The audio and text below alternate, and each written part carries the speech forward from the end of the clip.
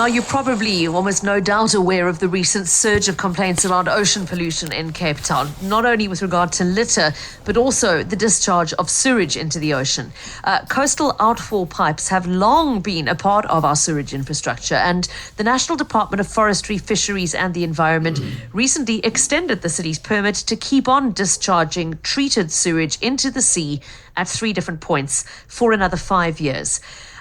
Just to briefly explain the process of what happens, the sewage goes through a series of sort of sifting meshes that is meant to remove sand and grit, as well as larger items like nappies and sanitary ware, before then being pumped via a pipeline out to sea, about 1 kilometre offshore, at a depth of 20 metres plus below sea level. And it's let out there. And the idea is that it's meant to become so diluted by the seawater that the sewage reaches negligible concentrations and any remaining pathogens therein are killed by the salinity of the seawater. That's how it's meant to work. Okay, the city has defended this practice. It says there is no evidence of harmful marine impact, that its studies have shown that the levels out there are absolutely fine, and this is no danger to human ocean users or to the animals of the sea.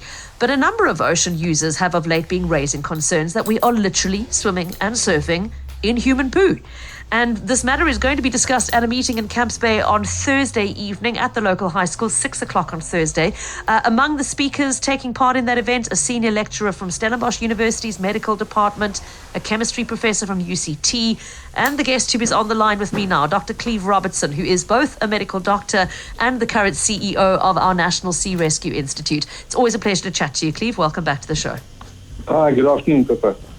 For context, this isn't something new. Cape Town has been utilising this practice of discharging sewage into the ocean for over 100 years, and since the 1920s already, that sewage has gone through some form of treatment before discharge. But even so, there's very obviously a noticeable shift in public perception around it, and a number of people complaining that all is not as it should be. Cleeve, what has been your observation of what has changed in recent times? So you're right, but I mean, this has gone on since 1905, more than 100 years of pumping untreated sewage into Table Bay and down the Atlantic seaboard. I mean, at the moment, those 3 pipes, Greenpoint, Camps Bay and Hart Bay, deluge, 18 billion litres of raw sewage every year into the sea. And I think that, this meeting on Thursday is just to raise awareness. I don't think the greater kind of population or people in Cape Town actually understand the context of what's happening. And as Dr. Sylvia earlier said, the ocean looks the same from above, whether it's dead or alive underneath. I think that perception's been changed in large measure by Jean Tresvant's aerial photographs down the coast, who clearly demonstrate the pollution on the surface where those outfalls are. And I myself, as a scuba diver of some 50 years, can attest to the underwater pollution and the impact that that's having on recreational industries and industry up and down the coast. So, this is both, it's an environmental issue. There are clearly environmental harms.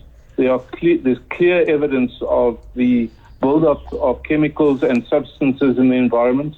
It has an economic impact on tourism particularly. And I think we saw with KZN the impact of the flooding and the impact on sewage infrastructure and the consequence to the tourism industry in that province.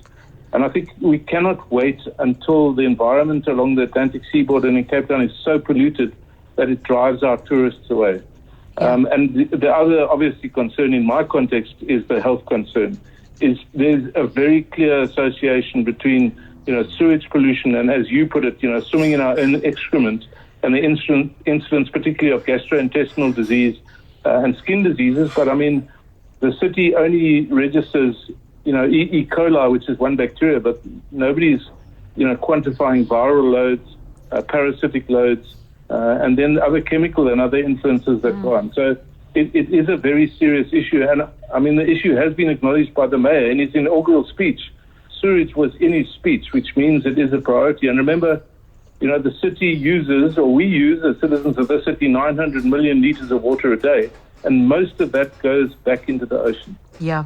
These sewage outfalls are a small part. Remember that sewage and other waste goes into the ocean via the stormwater system, being blown into the sea.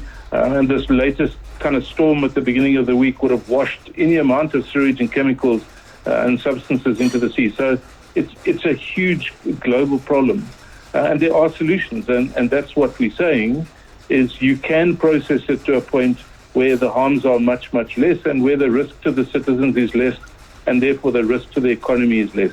And I don't think the city really has come up with a solution yet. They've left it too late. I mean, if we'd done this 30 years ago, we would have, the costs have accelerated by 600%.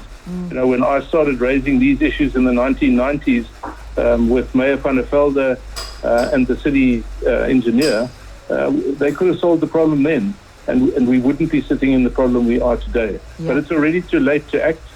Now's the time to do something about it, and we can do something about it, and we can stop the pollution and reverse the impacts.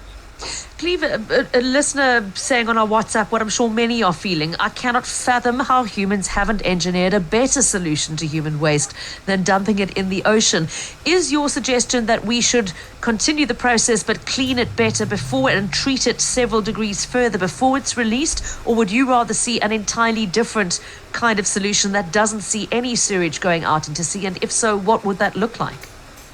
So, I mean, all as I said, that 900 million litres has to go somewhere, and it goes back into the environment. It's just the quality of that waste that we're talking about. So the effluent sewage works, for example, the Black River is effluent after it's been treated and after it's been ponded. So it has to be processed that removes the organic load and then the chemical load, which is damaging the environment. I just want to mention another issue that people are not... This is a much bigger picture ecologically than we think. So we know that 18 billion litres of raw sewage a year adds to the organic load, particularly along this western seaboard and on the west coast, where we know we have these algal blooms every year. Yep. And you would know of the reports of seals biting people, domoic acid poisoning, and all these issues. And the question is whether that organic load from sewage is adding to this problem and causing these downstream ecological effects, which have, we have the fatalities, mortality among seabirds. These are critically endangered species, and the seals biting people. These are perhaps illustrations of the consequences of this kind of pollution. And I think we really need to pay attention as the citizens of Cape Town. This could poison our whole economy if we don't do something about it. Cleeve, we're not the only ones doing this. I know there are 14 deep-sea marine outfalls around this coastline in South Africa in various municipalities, including those 3 here in Cape Town. But the question is, what can we do better so that what is put out through our outfall is of a better quality that is going to do less damage at the end of it? Now, obviously, those are questions engineers need to be involved in, that city officials need to be engaging with you. The fact that you're having this meeting at a local high school on Thursday evening, and it's not a formal city occasion. I mean, talk to us about the levels of engagement you've had with the city. You've mentioned that you've been trying to raise this personally for more than 30 years. With the current city management, what progress, if any? So there has been engagement with the city, and when Councillor Badruddin started, there was quite a collegial kind of approach, and we were invited to meetings. We met, in fact, at the pump station in Camps Bay. They showed us the internal workings of the pump station. And I think he was quite prepared to, receive arguments. But I mean, since he's left, I think there, hasn't been perhaps as much cooperation as there once previously. And I think that, the fact that DFFE gave the city a permit without informing the public and without consulting the citizens of Cape Town, I think is problematic. And certainly this interest group of people, who have been campaigning for us to clean up our act, to not be informed of this permit application and the granting of permits was kind of disingenuous. So I think the levels of engagement and the spirit in which the engagement was taking place is not what it needs to be. I mean, we all have the interests of the city and the citizens at heart. And I think the city needs to work, with people that understand these issues and are interested in these issues to solve the problem. I mean, we're not yet to fight with anybody. There are solutions. We're just saying we need a solution that fixes the problem. That's in all our interests, both citizens and the environment. Cleeve, are you hoping or even expecting that any city officials might attend the meeting on Thursday evening? Have they been invited? Sure, the mayor's been invited, I know, and obviously the officials in the city. So, I mean, hopefully they will attend, because, I mean, this will be a question and answer session where the public, can ask questions, and if they're there, it'll give their kind of view of the world. I mean, as you've raised, their view is that marine outfalls are used all over the world, but never in the same context. I mean, we have a unique environment, and certainly, the processing levels and things are different all around the world. There is very definitely cause concern. I mean, as you said, they think there's no cause concern. I mean, there's very clear evidence of harm. The deference to the DFFE as the final authority in terms of the granting of permit. Well, I mean, I remember when DFFE issued a shark cage diving permit very close to Strandfontein Beach, and the mayor objected for very good reasons. So why in this case you defer to environmental affairs, I'm not sure.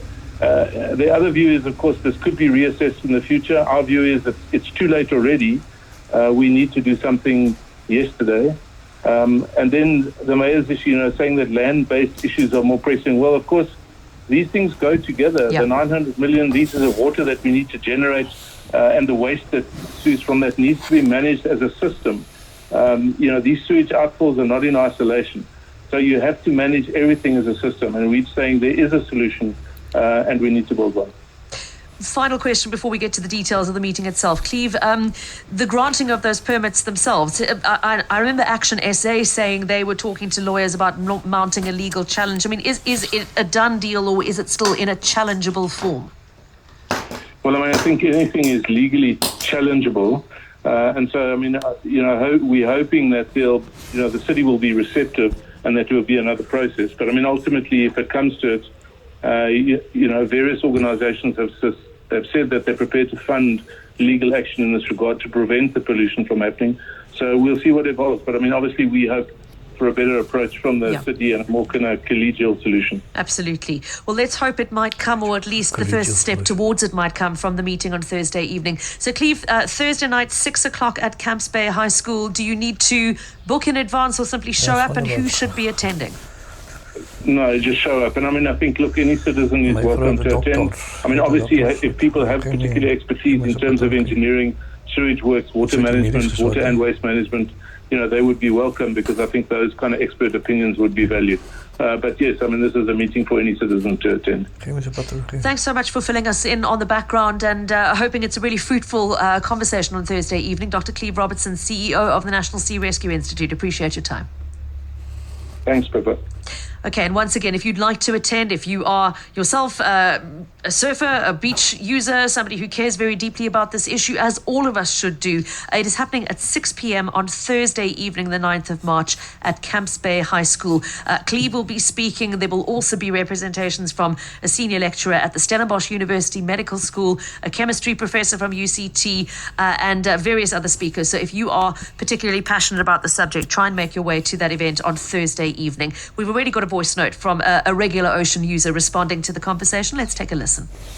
Hi, Pippa. Regarding sewage into the ocean, being a surfer, paddler, I see the litter and the runoff down the rivers, certainly out the Strand side, quite frequently, and sadly enough see litter way out near Stellenbosch Point, where there shouldn't be any dumping, etc., but it's coming through stormwater drains. But I also stand to be corrected, but my understanding was that during day zero, the temporary desalination plant, which was set up in that Greenpoint area, Newley Point, I think it was, thereabouts, were unable to meet the specifications of the water quality by virtue of how polluted the water was, by virtue of all the sewage and pumping directly into the Table Bay area. Jamie, Somerset West. Jamie, thanks. Yeah, I remember the same, that the company involved that was supposed to manage that plant said, we literally cannot meet the required output standard, not because of our desalination process being insufficient, but because the quality of the water coming in the first place will not meet human consumption levels at the end of it. So we've known this has been an issue for quite some time already. And yeah, hope Jamie and others like her can attend that meeting on Thursday evening.